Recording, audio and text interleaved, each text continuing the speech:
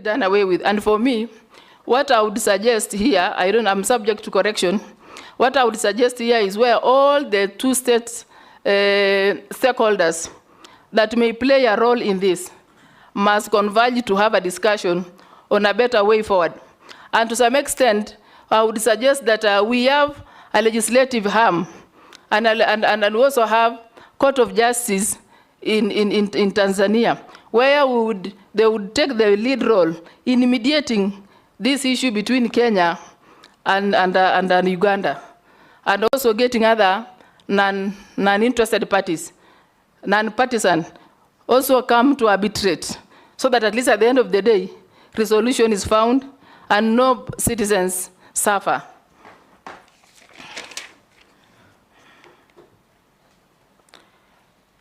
Through the chair, on the question of on the youth, Mheshimiwa Mishi, on the youth movement and how the ministry will get them involved in the regional development.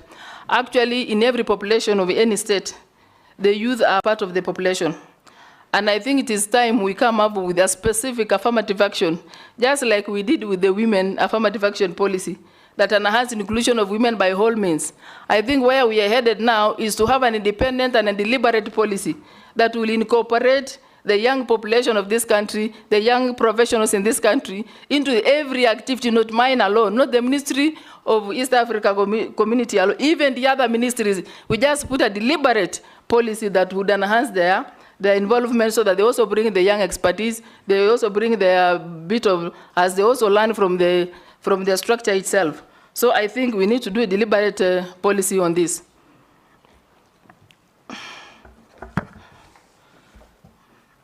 On the side of the pillars, there is, of course, there is enhancing the trade. There is the issue of the protocol that pertains to immigration. I've forgotten that one, but I'll remember. The poor infrastructure, these are part of the pillars. We also have the political federation as part of it. We also have the monetary policy being part of it. So these are the pillars that are supposed, and the trade and the market actually, as part of the pillars that need to be enhanced. And of course, there is also the issue of the language, where now people will move freely and communicate a language that will facilitate the fast tracking of what is supposed to be put to enhance the full realization of East Africa community.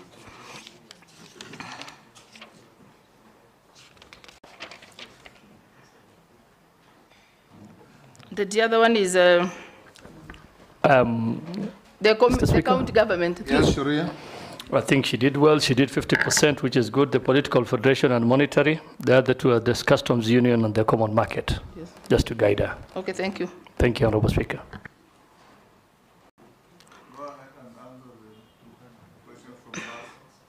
Whether there is, through the Speaker said, there is a point that talks about whether Turkana County is a sample county in terms of effects of devolution as an ASAL area.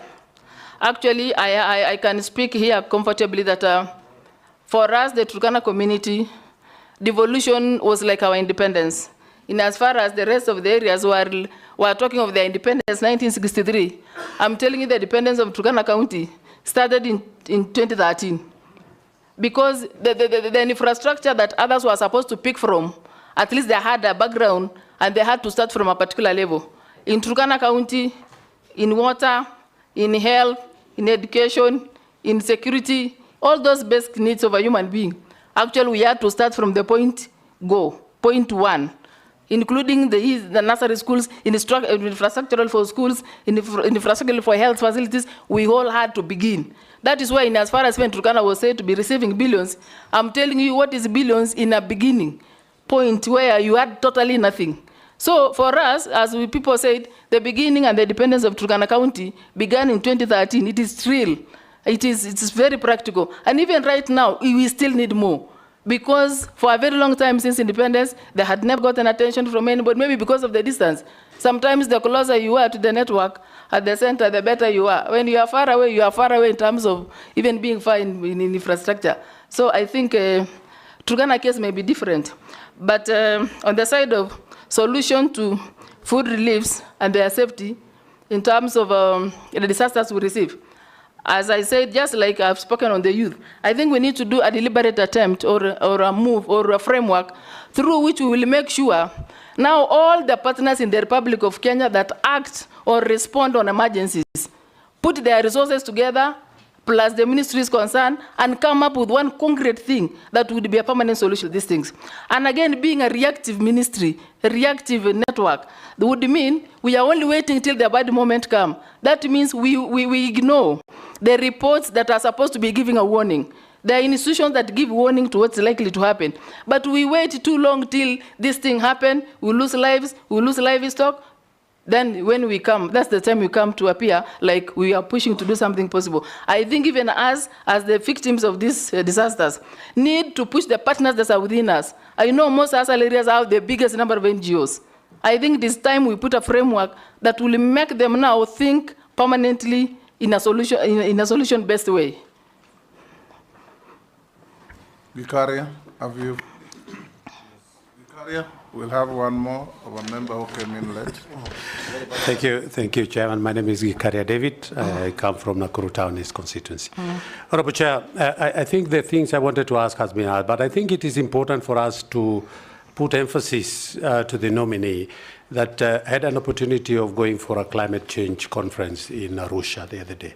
Honorable Speaker, when I reached Namanga, if you see the queue of vehicles from Kenya vis-a-vis the other side that are coming in, then you realize there is a problem. And I think it is important for the nominee to take charge and cognizant of that fact, that we can't have a smaller queue on the other side coming this side, and then a longer queue going on the other side. And this goes again to what Majority Leader has been saying. Maybe we need more information to the people in the transport industry and what we actually need for us to fast track our clearance at the border point. It is very unfortunate, Honourable Speaker, even when you go the other side, we were stopped. I think they just see a registration of a Kenya number. You are stopped at every police place where they are on the road, asking for fire extinguishers. And these things are the things that are need to be taught to these people, because the people are going into the transport sector every now and then. Maybe the nominee needs to fasten that and be able to understand and assist our trading, our partners who are doing trade in the respective. Secondly, Honourable Speaker, we have been with you in a few of the interparliamentary games, where we talk of the tightening, widening, and strengthening our partnership. But it's only about sports and we go. And nothing much between interaction between the East African community on some very important issues that affect us. Of course, maybe it could be, it is important also maybe to have some session where members of parliament can sit together and exchange ideas on how to do trade, on how, and we had in the football section, Honourable Chair, is where we were talking about what the president, actually that is what is happening. The president has been insisting on this technical subject trainees graduation and the effect that it is having in Uganda. And I think that is what we need to push more as a community for us to be able to, and including, Honourable Chair, the Gen Zs has reminded us to remember our national anthem. They're saying if we can be able to say our national anthem, all the three stanzas. And when I went to look at that, it speaks volume. The anthem for East African community anthem, again, is I ask a question or making a speech? I'm just a comment. Thank you. Yes, Mary. It's a slight addition. Honorable nominee, I think the issue of queuing of vehicles along our border is a very serious one. If you go to Busia border or Malaba, and sometimes there's a queue all the way to Bungoma, and it is causing a lot. Not to Bungoma, to Tarbo. To Tarbo, even to Tarbo. 65 kilometers of and it has caused a lot of disaster. Yes. We've lost lives through road accidents, and it is really bad. I think that is one area, Honorable nominee, that you may have to look into and find out what is causing, that is if you are approved, what is causing it and what could be the permanent solutions so that we do not have vehicles queuing along the borders and causing a lot of other problems. Thank you. Mr. Speaker, it's true what Honorable Mary Emasi is saying. Big problem that keep vehicles queuing kilometers and kilometers in both Malaba and Busia. But I saw the other day somewhere that Busia County had put up a very big, they're building a very big yard near the border there to park the vehicles. But anyway, I agree with her, there's a problem. But nominee, if you get there, you know, building a huge parking for trucks is not a solution. True. We are talking of movement of goods and services to improve trade. Now, if you go and park your truck at the border for 3 days, is that a solution? It isn't. Because every time that truck stays there for 2 days, 3 days, is a loss to the economy. So go ahead and answer that. What Gikaria has asked you before. Thank you, Mr. Speaker. I think... Mr. Speaker, there is also this project that was done in the borders of one border stop, where one stop border solution posts, where both countries are supposed to have people in one place so that fastens the movement of goods and people. I don't know why it's not functioning. You have two, Namanga and Malaba. Okay. Yes. No, even Hispania in Migori. Yes. The Speaker is one. Okay. And Moyale, I think, and Lunga Lunga. Go on. Through Mr. Speaker, I feel I've also been part of this challenge myself some time back, where a truck can take a whole week to be cleared. But now, at least now that it is becoming to our realization as an assembly, I think we need to, all of us to put our brains together and put all the ministries concerned into need to fast track the process of moving goods and services within this border, within the shortest time possible. So that again, we talk of infrastructure development that would fast track, and then the technology that would fast track these processes, and then we talk of the human resource that would use these facilities to fast track the movement of goods and services. For me, it is a team that needs the other partners in the infrastructure ministry, in the trade ministry, in finance ministry, to really come up and put our heads together and make sure something better comes out of it. Thank you, nominee. I'll ask, yes, George? Thank you. Can I ask if, on behalf of the public? Go ahead. Yes, thank you very much. This is a comment from a member of the public. That ESC docket is a very sensitive docket, and I'm not sure the nominee really gets it.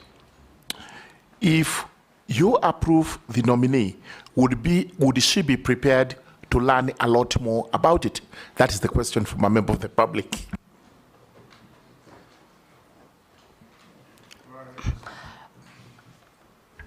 Through Mr. Speaker, actually where I'm coming from, as at now, or as of now, I have been, since the time of appointment, I was able to only have 4 days to prepare myself, grasp all about the ministry as an external person.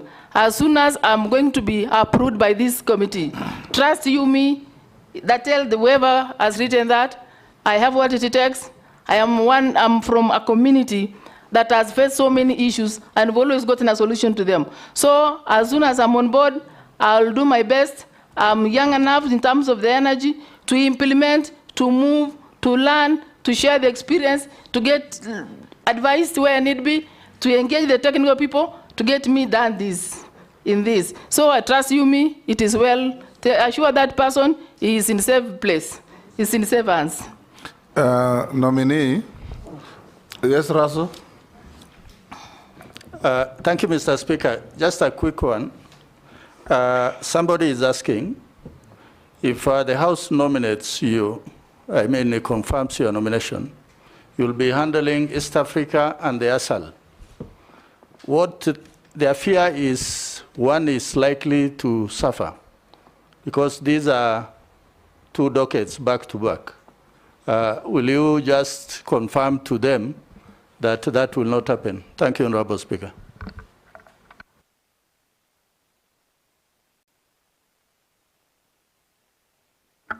Anybody would be listening to us would assume that because much of the questions here are on East Africa community.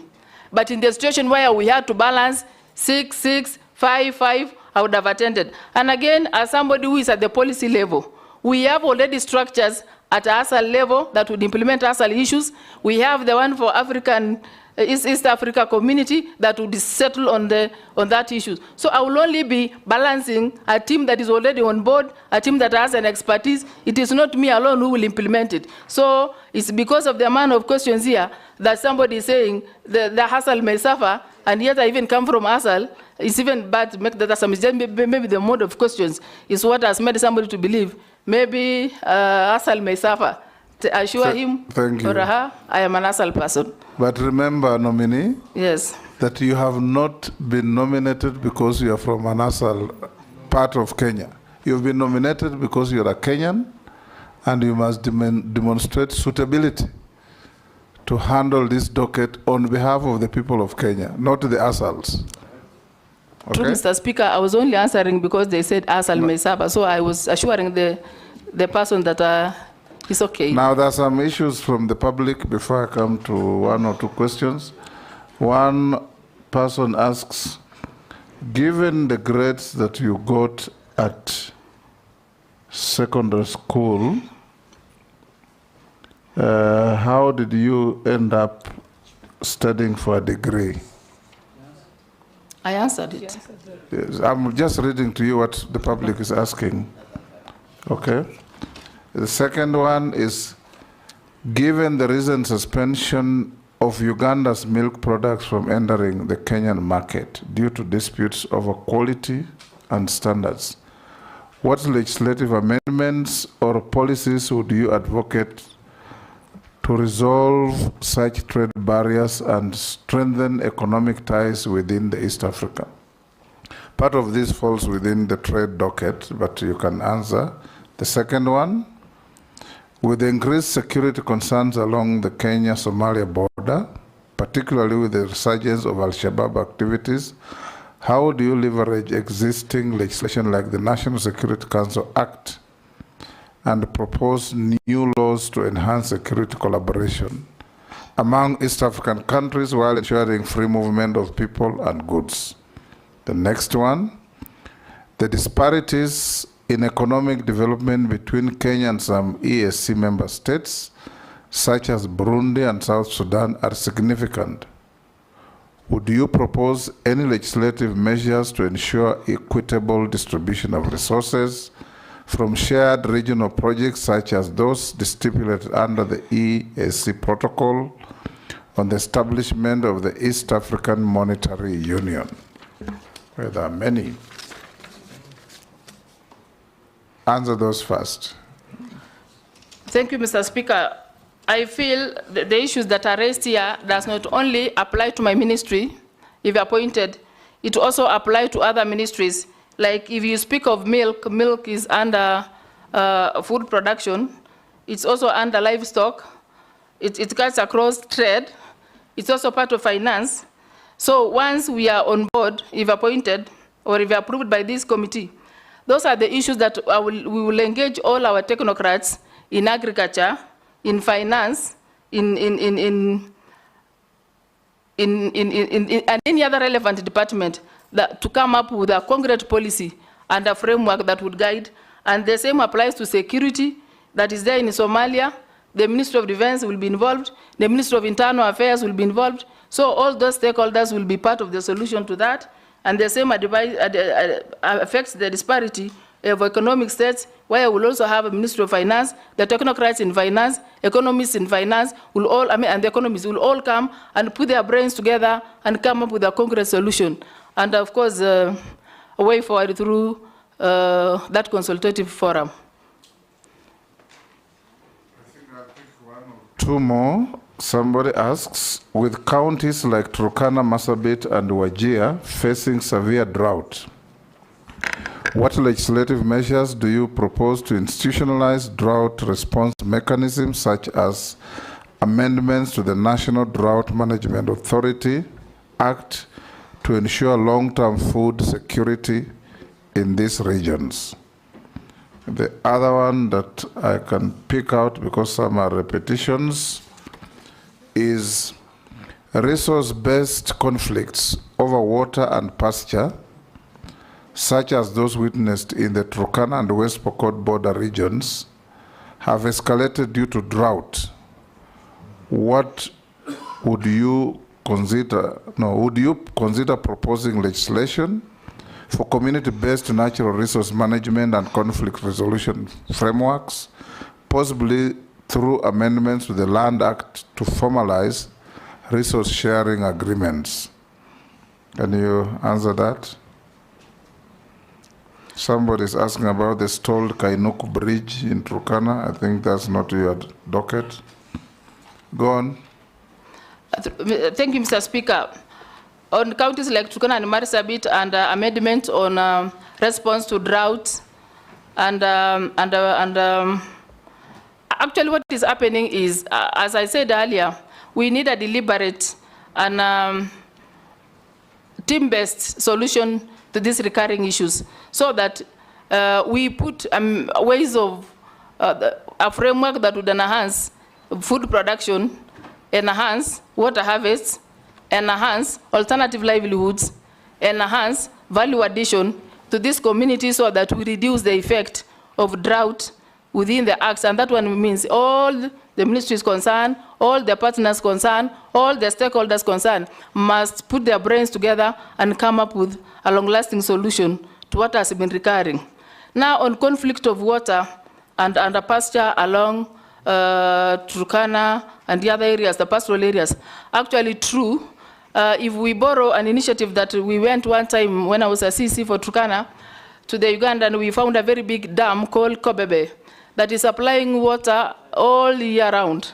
I think it is time we adopt a solution that would run the citizens of this country with their livelihood all year round, in the sense that the dams are put, this water that is just running around, the water that is flowing down would be captured somewhere where it can be utilized by pastoralists, it can be utilized for pasture, it can also be utilized for food production by the very communities that are vulnerable when this strikes. So I think for me, it needs back to stakeholders engagement, consultation of all the key actors in this field to make sure we put a long-lasting solution to what the communities are suffering from. And also in situation where we go cross-border, in terms like when the community moves from this area to the other area looking for pasture, we need, as an institution of government, to move ahead of our citizens and lobby for safety and lobby for these things, so that when they encroach those zones, they are not attacked or they are not rebelled, causing deaths. So. Good. Let me ask you one question, nominee, or two. Do you believe in East African integration? As at now, I believe, because it's about the impression. In the sense that if... What do you mean, impression? Sometimes people tend to judge a particular thing before they get into it. I think where there's a deliberate attempt, Mr. Speaker, to have it realized, we will all get this realized. Because the parties that are there are just within the neighborhood. We can't avoid the neighborhood. We will at any time engage the neighborhood. So for that matter, and for you to be peaceful, your neighbor must be peaceful. For you to grow economically, your neighbor must be growing. So, and because there's a cross-cutting issues, these crossing issues must be put together for a full realization of East Africa Community Federation. If you find favor and become our minister or CS in charge of East Africa, we already have protocols for a customs union, for a free market, and a protocol for free movement of people, goods, and services. Take people. If you go to our courts today, every single day you'll find Ugandans being charged for being in Kenya illegally. You go to Uganda, Kenyans are in jail in Uganda for entering Uganda illegally. Tanzania, same thing, and all over. If you find favor and become our CS, what are you going to do to help achieve the implementation of the protocol on free movement of people, goods, and services, particularly people, so that you do not cross into a country where you have a protocol for free movement and you are bundled and thrown into jail for being in that country illegally. Mr. Speaker, if I win the favor of this committee and be appointed as a CS for East Africa Community, the issue of custom union and free movement are within the 4 pillars of East Africa Community. So, and having it as a pillar must also embrace the spirit of the will within the member states to implement anything that has been agreed upon. So for effective implementation of this, effective realization of these pillars, then every member state must make a deliberate attempt within their own political governance to make sure these things are implemented to the best of these, of the people who are crossing, to the best of the business that's being carried across the border. So for me, I feel laws must be, a legal framework must be put on board. The infrastructure that's supposed to be facilitative must be put in place. The legal framework is already there. Then the deliberate intentions to implement from the partner states must also be negotiated, because it is one thing to pass, it is the other thing to get the political will of a country to implement what has been passed. So I think it is a matter of lobbying, matter of consulting, matter of arbitrating if possible, to make sure what has been passed is implemented to the letter. A small 1 or 2 mundane questions to you. Have you ever been adversely mentioned in any integrity-related reports or investigations? No, I haven't. Do you hold any leadership position in any political party in Kenya? As it is, no. As it was? Yeah, but I resigned. Okay. Tell us your net worth. It's 100 million. 100 million, which you said is family It's for wealth. all of us. It's for all of us, including me. Yes, if you are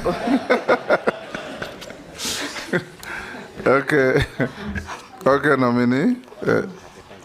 Your papers have been checked against what we have. They have been found in order. And the few memoranda that were there against you, actually, in fact, only one, and you responded, so we release you to go back to your duties. Mr. Speaker, there is the bit of the well that I need to clarify a bit on livestock. It is not an issue. We are okay. Okay. So, Mr. Speaker, I would want to appreciate your guidance in moderating and protecting me. I would also want to appreciate the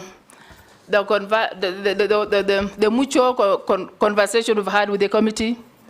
And if Almighty God that began with me will give you favor to see me through in this, I'm telling you, committee, you will be writing history in this Kenya. You will be appointing the first Turkana woman since independence. So please be part of the history. As we look forward to the possibility of writing that history, I want to constantly encourage you. You are not going to be a minister because you are Turkana. You are going to be a minister because if we find favor, your competence and your ability to serve each and every Kenyan from Vanga to Kibish, from Lamu to Malaba, everywhere in this country. And now you'll go beyond. Okay. You must contribute towards the integration of East Africa. Some of us believe, dream, and live East African integration. Thank you. Thank you.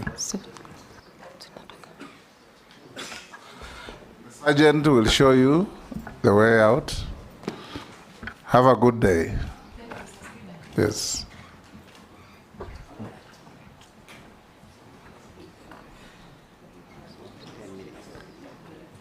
Members, you have saved 10 minutes, and that is the time that you'll have for your short break as they rearrange the room, and you agreed to go and have something out there. So let's go and do that.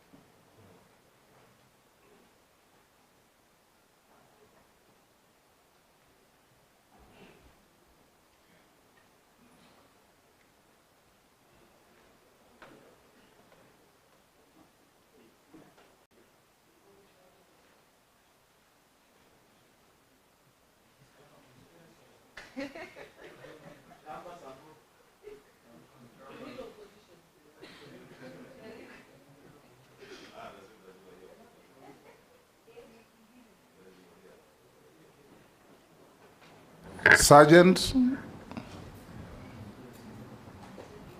The nominee is not here?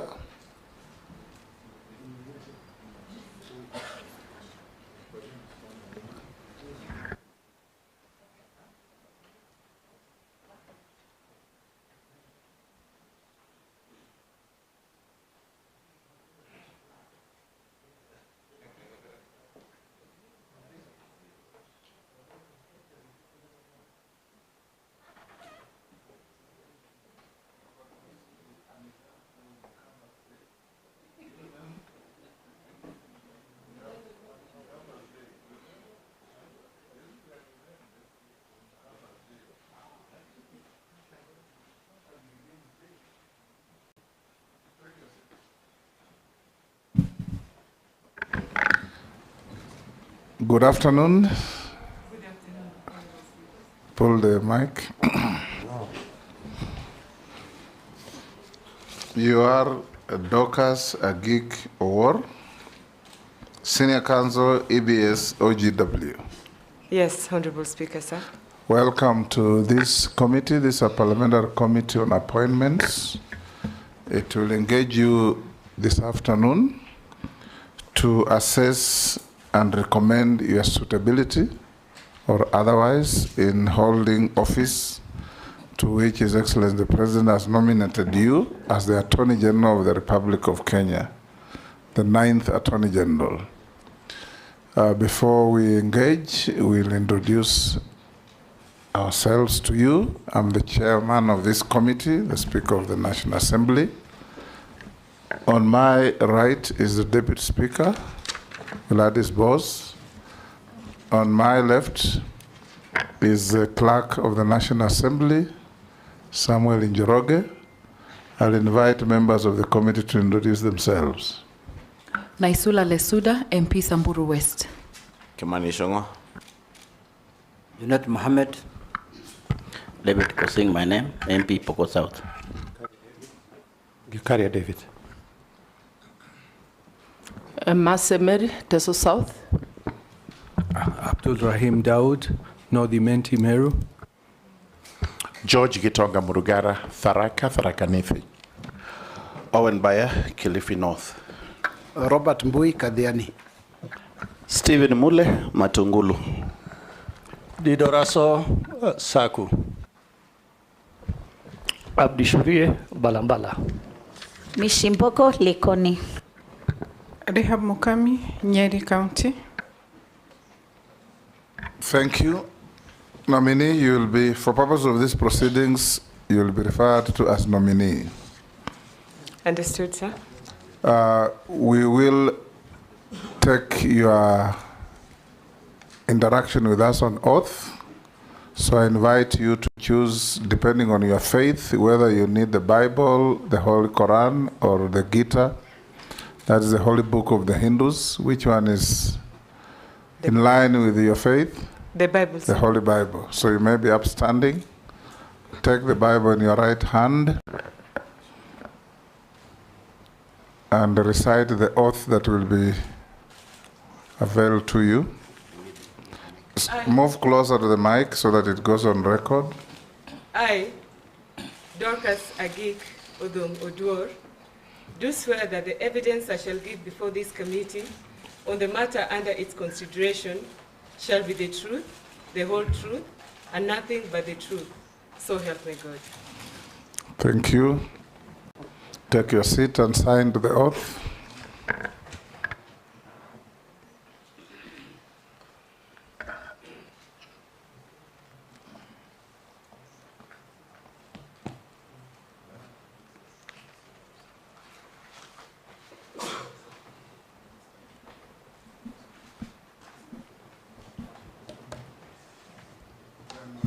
Give your documents to the sergeant to pass to the clerk so that he can be able to check against what we have on you.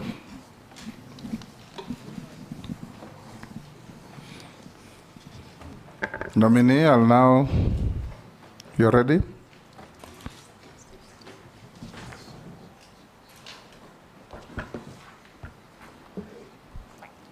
You are ready? Yes, I am, Honorable Speaker.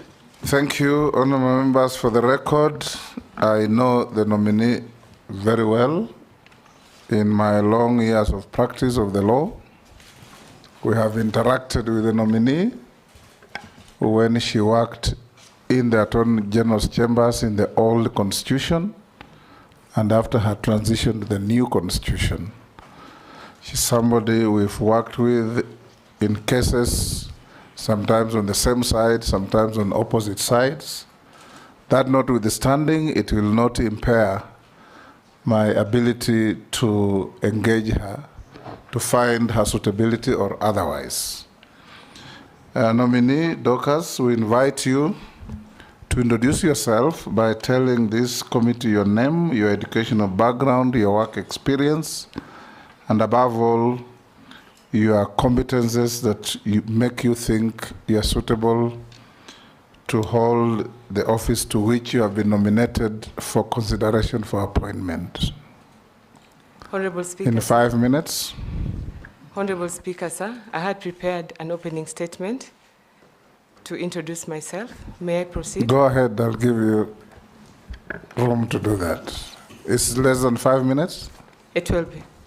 Okay.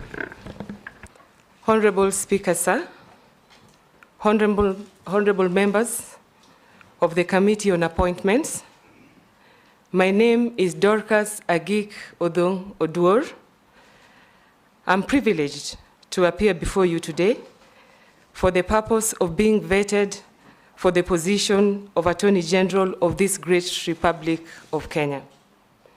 This is as required under Article 156, Sub-Article 2 of the Constitution of Kenya. Honorable Speaker, sir, and honorable members, I'm deeply, deeply humbled by the confidence and trust which His Excellency the President, Dr. William Samoei Ruto, has shown and placed in me by nominating me to this position. It is also not lost on me that this is a historic moment, in that this will be the first time for a Kenyan woman to be interviewed for this high office in the legal sector. I'm therefore under no illusion that should I be approved by this august House, much would be expected of me, both as a jurist and more significantly as a woman. Mr. Speaker, and honorable members, it would be remiss of me not to acknowledge the fact that, in essence, I do not stand here alone. I stand on the shoulders of many people of goodwill, and I'm a beneficiary of their generous support and mentorship. Their knowledge and wisdom over the years has shaped me into the person I am today. Honorable Speaker and members, for my secondary school education, I attended Luak Girls High School, after which I read law at the University of Nairobi. Thereafter, I gained a postgraduate diploma from the Kenya School of Law. I subsequently attended a Master's of Arts degree at my alma mater, the University of Nairobi. I have also other certificates and commendations from other relevant professional, leadership, management, and other training institutions over the years. Mr. Speaker, sir, and honorable members of this committee, all this I have set in the CV that I have submitted to you. Honorable Speaker, sir, and members, my legal career started in 1992 when I was admitted to the role of Advocate of the High Court of Kenya. I was then employed and served in the State Law Office, rising from the position of State Counsel to the position of Secretary Public Prosecutions, and that was in 2017. This was as a result of the delinking of the Office of the Director of Public Prosecutions from the Office of the Attorney General by the Constitution of Kenya 2010. I have gained extensive experience and expertise throughout that period. Not only have I been involved in many complex courtroom and high-profile cases, I've also made significant contributions in the formulation of policy and other protocols relevant to the rule of law, human rights, crime prevention, locally, regionally, and internationally. This included service in various task forces, commissions of inquiry, and similar bodies and committees. I've outlined this in the dossier I have provided to this honorable committee. Mr. Speaker, sir, and honorable members, I'm alive to the enormity of the responsibility reposed in the office of the Attorney General of the Republic by the Constitution of Kenya. It is no mean task that the Attorney General is the principal legal advisor to the government. The Constitution also mandates the office to promote, protect, and uphold the rule of law, and to defend the public interest. While these high legal concepts are still evolving through the growing jurisprudence in our courts and elsewhere, they nonetheless require of this office a vibrant awareness of the human rights ecosystem within the legal framework. It is therefore my respectful opinion, Honorable Speaker and members, that the position of the Attorney General calls for far much more than just that of an advocate for one client. The public interest demands of the office the duty to respect, advocate, and operationalize at all cadres of the administration this cardinal value of justice. In the circumstances, Mr. Speaker, sir, and honorable members, I would submit that we stand at a unique moment in our constitutional dispensation. It calls for the qualities of listening and learning. Should this House confirm me, I would be determined, as a matter of priority, to pay attention to those two qualities. Not having occupied the position of the Attorney General before, I would obviously benefit from the strengths and victories of my predecessors. I would also seek to collaborate with other persons and agencies to enhance any aspect of the vision and mission of this office, which may still require revitalization. My bounden duty would have to be the delivery of sound, honest, and objective legal advice to the government in accordance with the Constitution of Kenya and my oath of office. Additionally, it would demand proactiveness in the attainment of other core responsibilities in the public interest. All stakeholders in the justice sector have no less duty than that. Accordingly, Mr. Speaker, and members, for me, working together will not be an option, but an imperative. Mr. Speaker, and honorable members of this committee, in my years of schooling and work, one signal lesson has been imprinted into my intellect and conscience. It is simply this: to act justly, to love mercy, and to walk humbly with my God. That is recorded in the book of Micah 6:8 by Prophet Micah. That is a statement to the fact that I should never take my abilities or capacity for granted, nor should I think low of others. Ultimately, my strength and eventual success may well depend on the counsel and industry of those around me. Honorable Speaker, sir, and members, for that reason, in my respectful view, teamwork will always be key, and I would propose to enhance the same. To that end, Mr. Speaker, sir, and honorable members, I dutifully submit myself to you to this interview. Thank you. Thank you, nominee. I'll now invite the Deputy Speaker to be the first to ask you a question or comment. And when questions are asked, be concise and precise in your answers. Thank you, Honorable Speaker. The nominee, Dorcas Agik Oduor, all of us in the legal fraternity know that you have previously worked at the State Law Office in the prosecution department. I think mostly people know you as that, as per your CV also. And when the Office of the Director of Public Prosecution was delinked from the Office of the Attorney General in 2010, you transitioned to the Office of the DPP, where you were serving as the second most senior person as Secretary Public Prosecution. Could you share with this committee what you consider was your greatest achievements in the 30 years in your public service? And secondly, if approved as Attorney General, like you rightfully said, you will make history as the first woman Attorney General.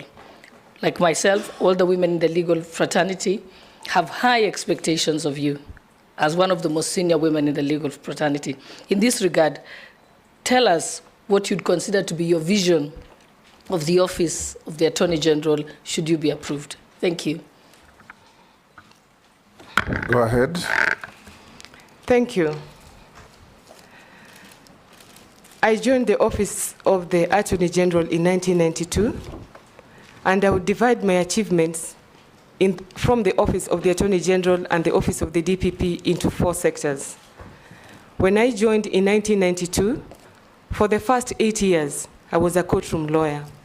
I prosecuted all manner of cases in all courts to the highest court.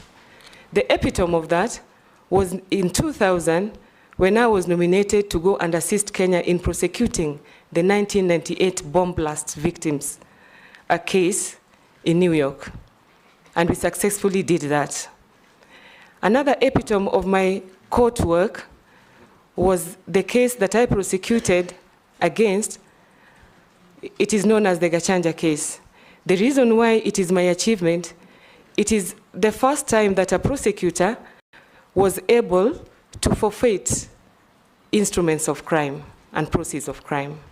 In that matter, one of the accused persons had been paid by a piece of land in order to commit murder, and I successfully forfeited what he was paid. That matter went up to the Supreme Court, and it was upheld. My third success in court would be the case of Chris Okemo on extradition. There was a conflict between the Office of the Attorney General and the Office of the DPP as to whose responsibility it is to sign authority to proceed.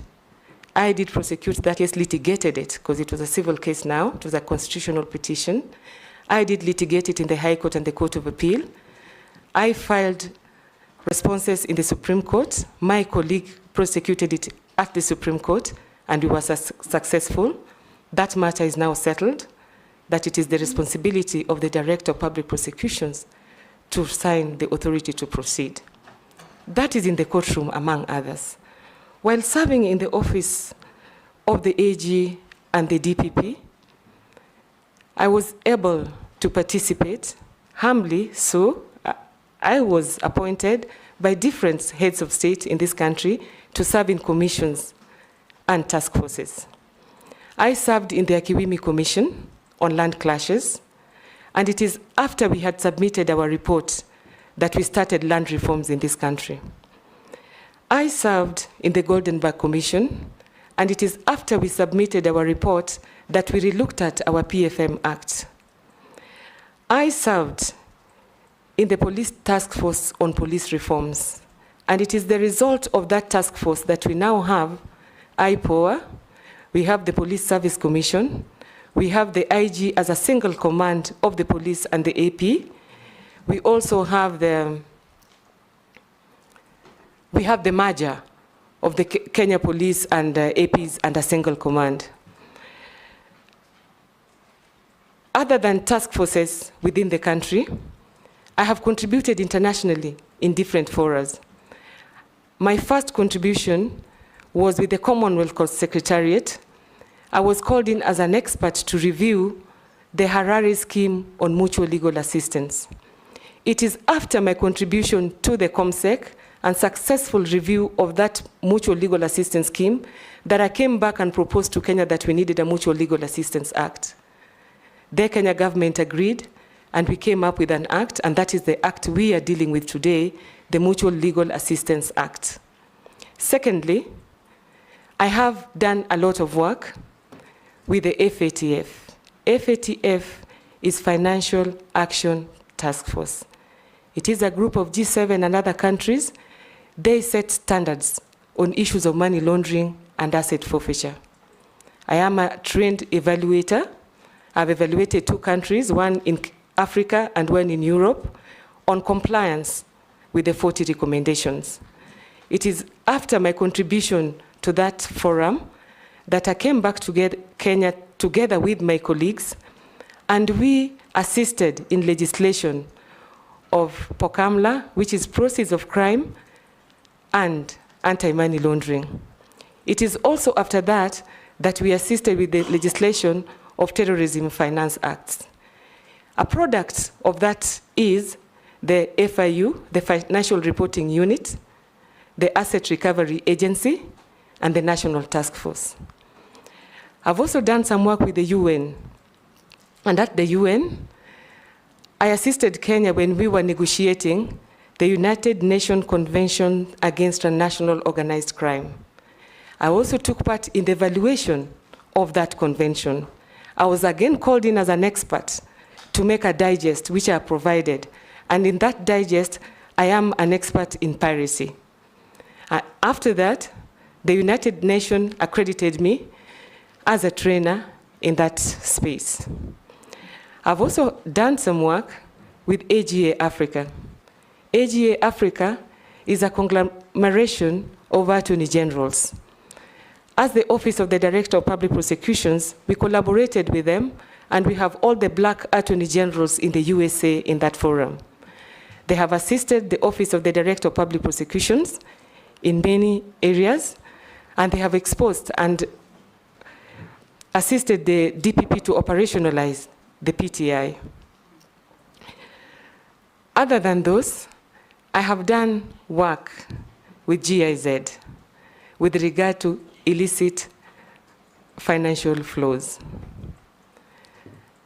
Incidentally, when I heard of my nomination, I was representing Kenya at the UN headquarters to take part in the final negotiation of the amendments of the Budapest Convention on Cybercrime to include issues of electronic evidence and data protection. That was the last call for countries to give their views before the amendments are adopted. And I am hoping that after this initiative, Kenya will accede to the Budapest Convention to bridge the gap we have in electronic evidence and data protection.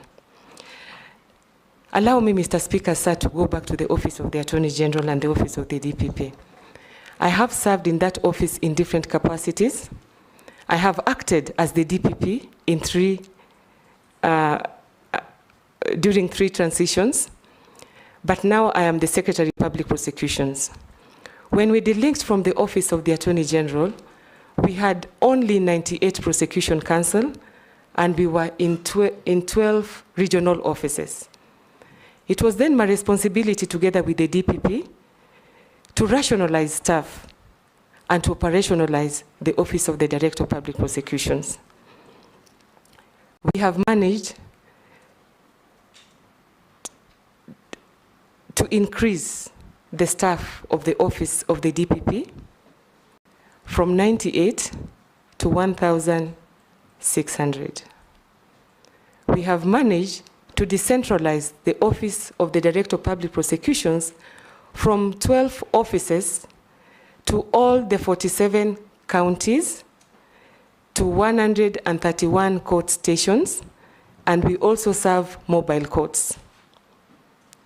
We have also managed, during that period, to civilize prosecution. What do I mean by this? Initially, police prosecutors were prosecuting in all courts. When we took over, we professionalized prosecution. We no longer have police prosecutors in our courtrooms. This is being done by prosecution counsel. Other than that, when Mr. Haji took over the helm of the Director of Public Prosecutions, he found, when we had an initiative where we were looking at the position or the contribution of the criminal justice sector to the development of this country, and how the Department of Public Prosecutions, or the Office of the Director of Public Prosecution, was assisting or impeding the realization of the objectives of this country. I therefore, together with others, started an initiative called All for Justice. And All for Justice, we wanted to look at the role the prosecution is playing in realizing the objectives of the criminal justice sector. We visited almost all the prisons in Kenya. We interviewed about 20,000 prisoners. And Honorable Speaker and members, I really wonder what led us to do this, because looking back, I realized that somebody was directing my steps. Because the conclusion of that report, which I have here today, indicated that what the prosecution wanted to do could not be done by the prosecution, but could only be done by the Attorney General. And I want to run over 4 of them.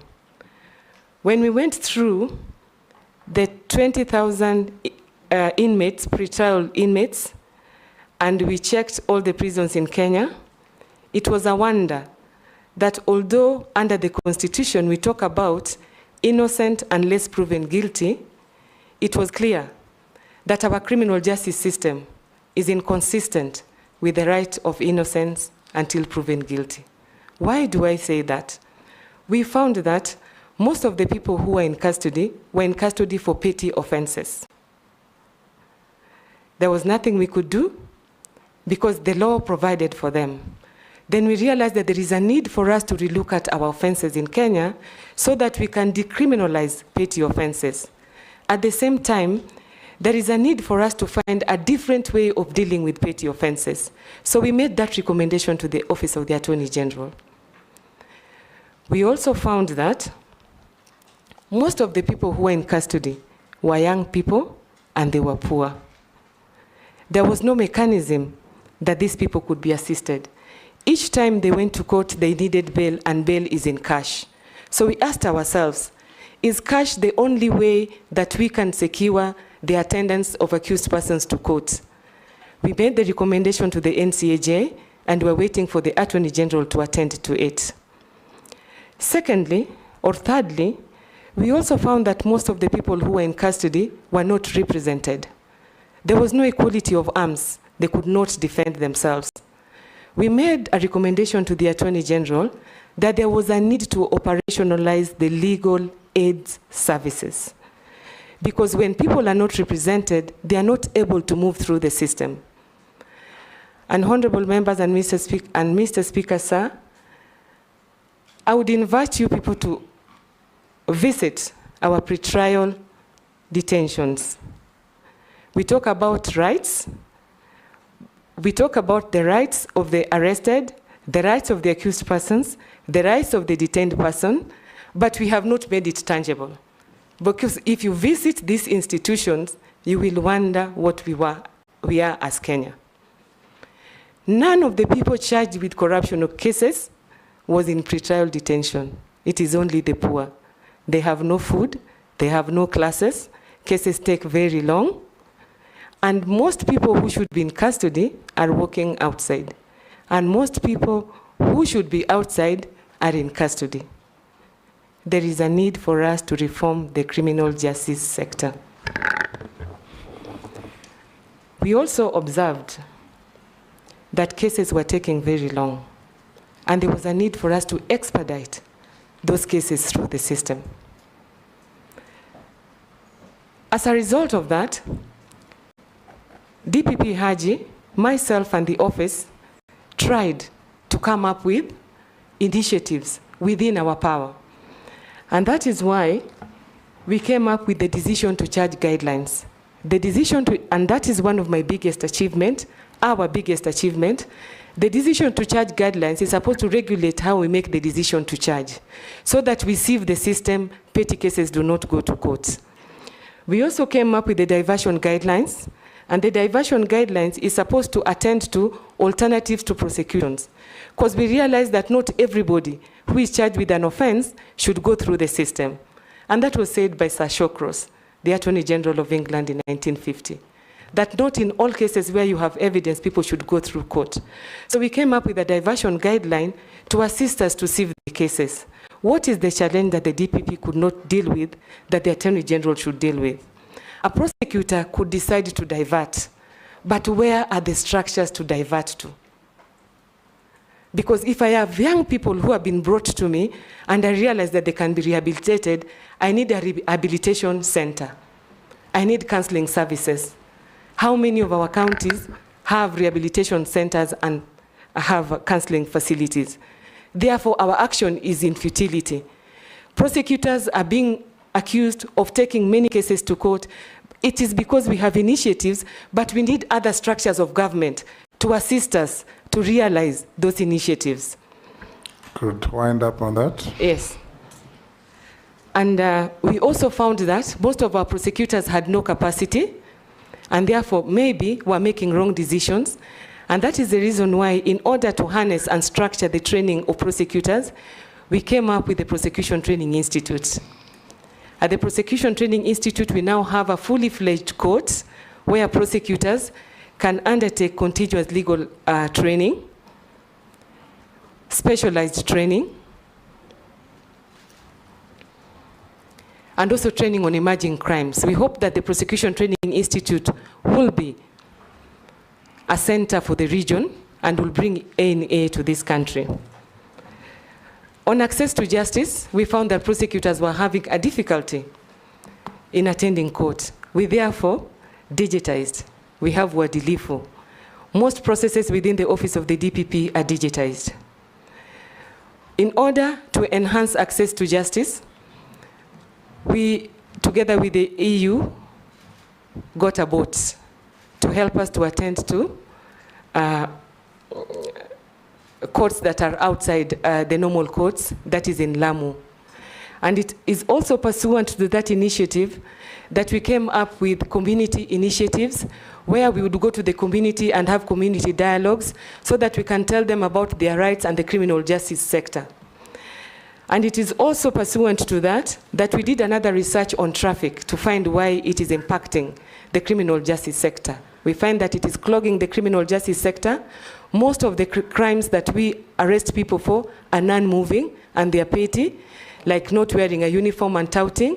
And it is for that reason that the Director of Public Prosecutions directed that touting should not be charged so that we don't clog the system. I have put all that before you. Yes. And at an appropriate time, if I'm nominated, I intend to use... You've been nominated. If you are found suitable. If I am found suitable, Honorable Speaker, sir, and members, this experience will help me to oversee and to steer the Office of the Attorney General. Thank you. Ichungwa, Majority Leader. Thank you, Honorable Speaker. Honorable Speaker, allow me to also say I know the nominee. I have worked with her when I was the Vice Chair of the Public Investments Committee when she was in the Attorney General Chambers. And Honorable Speaker, maybe to start with, her name Agik, I'm told, means I have arrived. Is that so? That is correct, sir. So, having started your career at the Attorney General's Chambers as a State Counsel, probably you have arrived as AG nominee. But we just changed the law for the Attorney General Act, I think about 3 or 4 months ago. And we now gave the AG power to recruit you and appoint your own State Counsel. Unlike before where you had to go through the Public Service Commission. One, I would like to hear your view on whether that was a good thing to do, or if you feel probably those powers should have been left because there was a tussle between the Office of the AG and the Public Service Commission. The Public Service Commission insisting that they should continue appointing or rather recruiting staff and across the entire public service. I would just want to hear your view on that, whether it's good to have those powers in the AG or whether that should be reviewed to take the powers back for recruitment back to the Public Service Commission.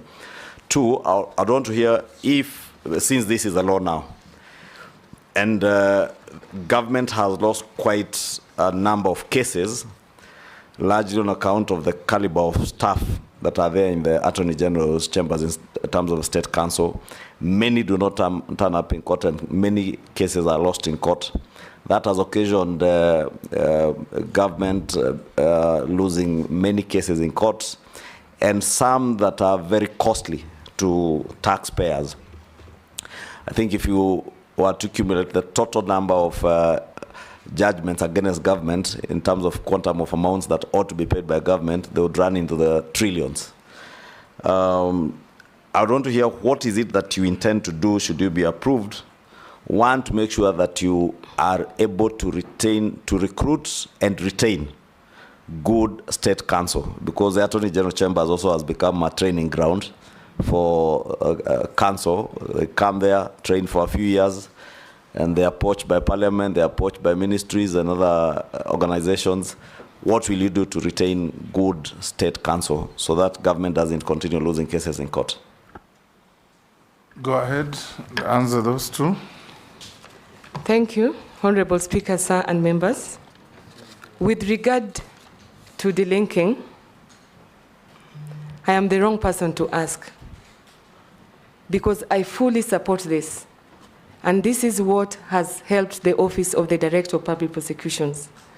When we were delinked from the Office of the Attorney General, the ODPP Act, the Office of the Director of Public Prosecutions Act, which operationalized Article 157 of the Constitution, provided for a board, which is chaired by the DPP, and the mandate of this board is to advise the DPP on recruitment discipline of counsel.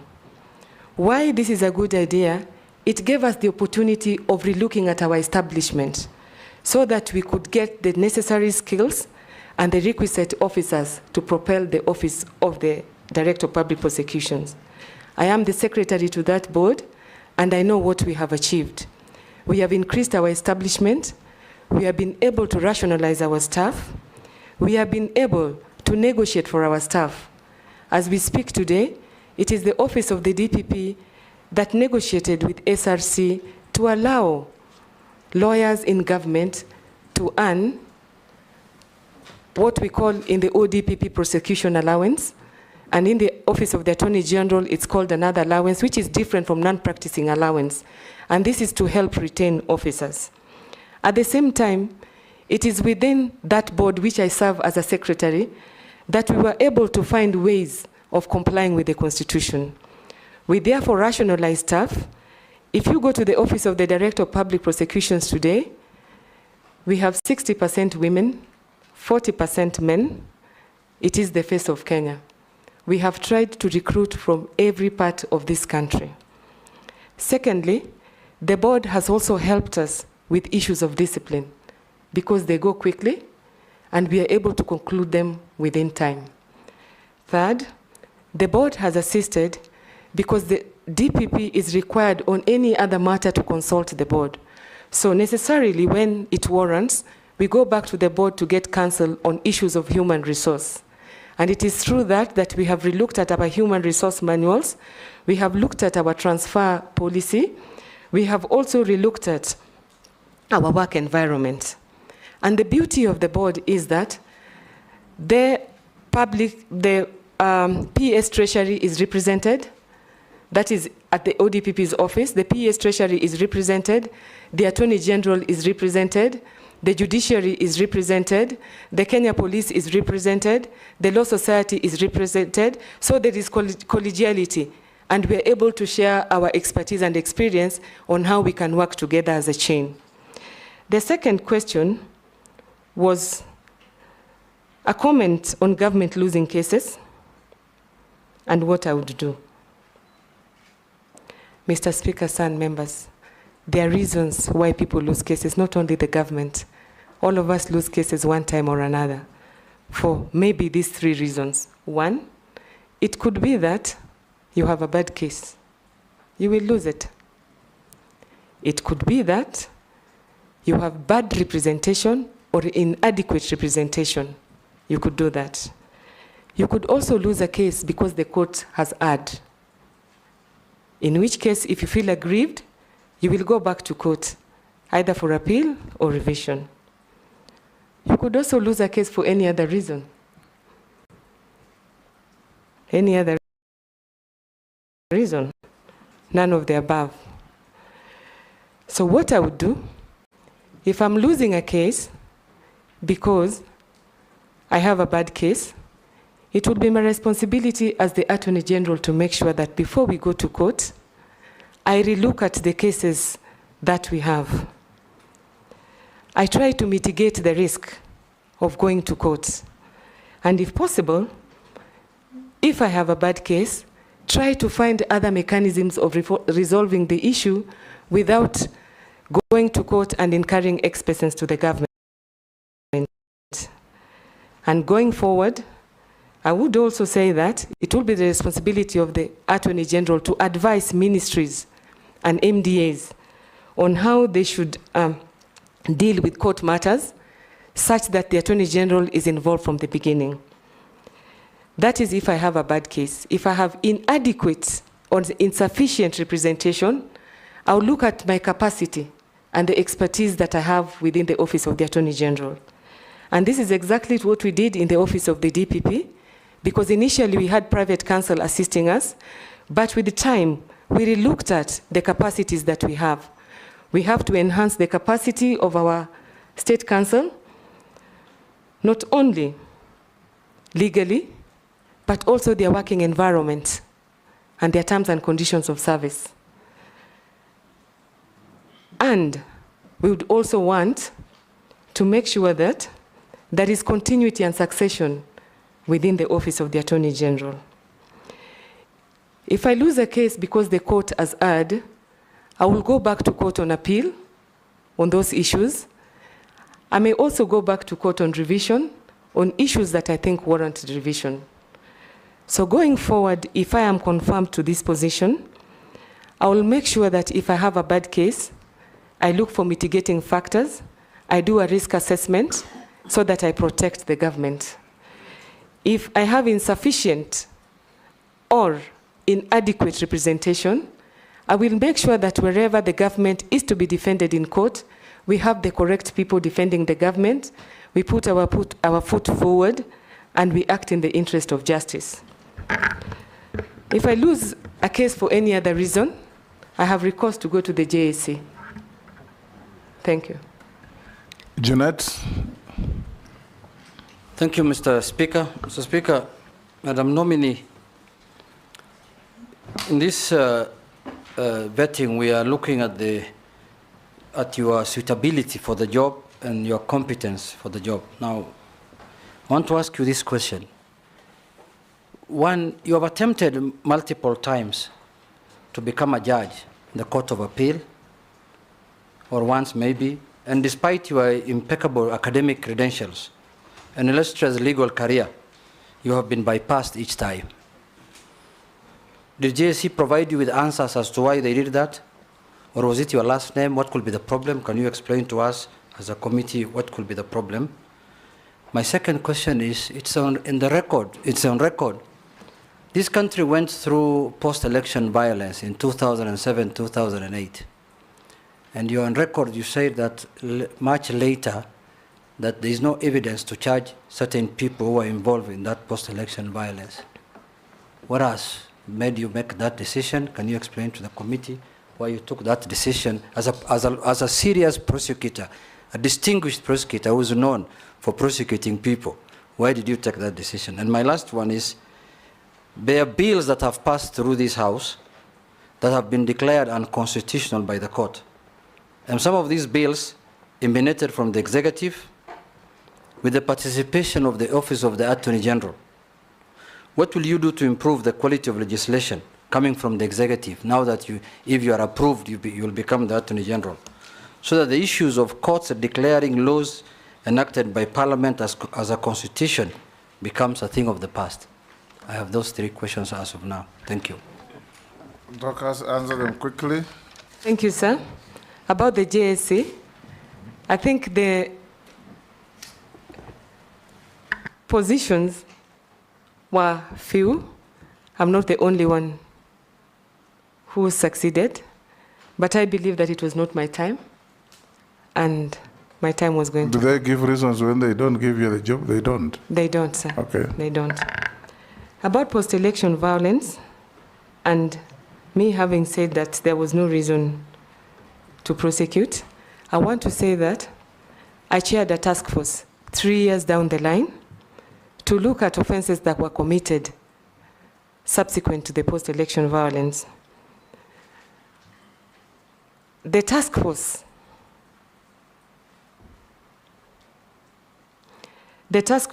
concluded a report that was presented to His Excellency the President, and after it was presented to the President, it was then presented to different arms of government to deal with the recommendations. But as far as prosecution is concerned,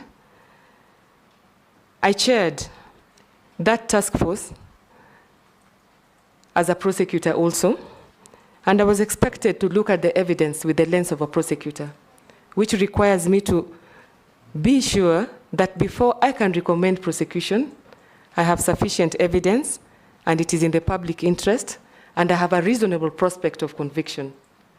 I used the law as it was, and I applied it to the circumstances, and I did my contribution to the task force, and whatever was presented to His Excellency the President was the result of the conclusion of the task force. That task force included civil society. Thank you. About bills going to Parliament and the government losing or courts declaring bills or legislation unconstitutional. First and foremost, it is the work of the courts to do that. That is one of the duties that they've been given. And if they do it, they are not doing a wrong thing. We should ask ourselves, why then the notoriety? I believe that most legislations that we have come up with of late have been to comply or to operationalize the 2010 constitutions. Most of the contents of those bills contain new jurisprudence, not only to the executive, but even to the judiciary. I take it as a testing time. We are testing the Constitution through bills, through legislation. Honorable Speaker and honorable members, a testament to this is that even in the Court of Appeal, there are issues that they've not agreed on. They have not given direction. It is a good thing for us to test a new legislation. It will be volatile for some time, but after some times when we have matured with the 2010 Constitution, then the law will be settled. But that having been said, it is a concern if bills are declared unconstitutional when the Honorable Attorney General has contributed to them. What I would do is to find out why they have been declared unconstitutional. Number two, I would make sure that as the Attorney General, I advise that wherever we come up with a bill, it meets the constitutional requirements as provided. Thank you. Now, Dorcas nominee will take a batch of 333, starting with Isola, Posing, then on Gikaria, in that order. All right, thank you. One question each. No preambles. Okay, please allow me to ask two. Chairman, no preamble. You have served in the AG's office before. Are there instances where the AG then advised the executive and the advice was not taken? What will you do if this committee finds you suitable in the National Assembly and you advise the executive on different matters and your advice is not taken?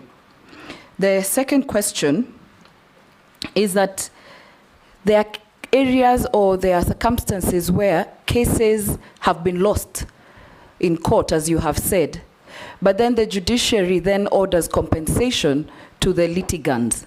My question is, why should taxpayers carry the burden of the compensation while there is an officer in the executive whose decisions have occasioned the judiciary asking that that money should be compensated?